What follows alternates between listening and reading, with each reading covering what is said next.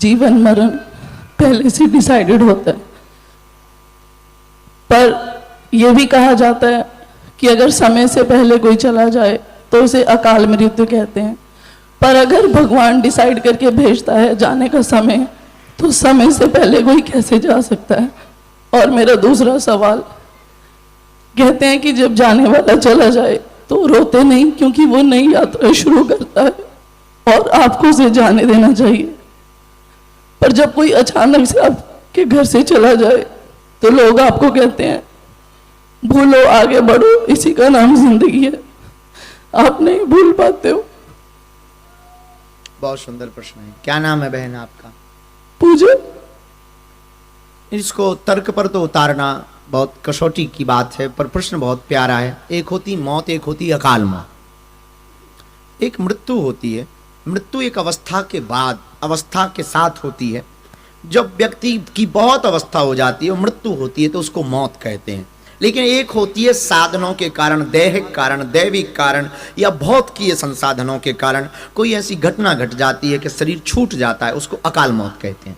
आपने एक प्रश्न का कोड किया कि ईश्वर भेजता है सबको, कि इसका ये फिक्स है। ये बात तो तय है कि फिक्स है। जैसे पेपर के 3 घंटे में पेपर देना फिक्स है, पर कोई बच्चा बहुत स्पीड में लिख करके बाहर निकल आए तो उसमें पेपर के घंटे को निश्चित करने वाली की गलती नहीं है, क्योंकि उसने तो निश्चित कर रखा है। उसी प्रकार हम अगर लापरवाही करेंगे या कोई देवयोग बन गया या कोई रोग बन गया और उस कारण से अगर बहुत जल्दी आयु के पहले शरीर छूट गया, उसमें ईश्वर की गलती नहीं है। इसलिए तन भी हमने कि शायद ये कोड बोला हो या ना बोला हो, हम 10 लाख की गाड़ी में डीजल की जगह केरोसिन नहीं डालते ताकि इंजन खराब ना हो जाए, पर करोड़ों की गाड़ी में हम जरूर गंदा भोजन, गंदा खाना पीना डाल रहे हैं, ये ख्याल नहीं रख रहे हैं। यही इंसान की मूर्खता है। तो इसको अकाल मौत कहते। दूसरा प्रश्न आपने किया कि जो चला जाता है उसको भूल जाना चाहिए, वरना उसको कष्ट पहुंचता, शायद ऐसे ही था। देखिए, संसार में सब कुछ भूला जा सकता है और भारत को और दुनिया को भूलने की बहुत बेहतरीन आदत है और भूल ही जाते हैं लोग। कुछ लोग हैं जो भूल करके भी भूल नहीं पाते हैं।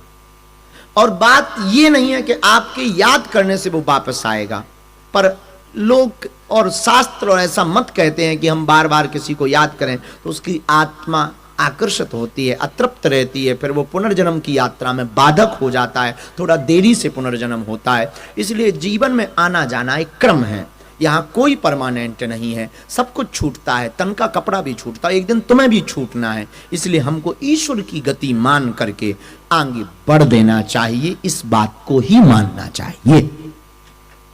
धन्यवाद।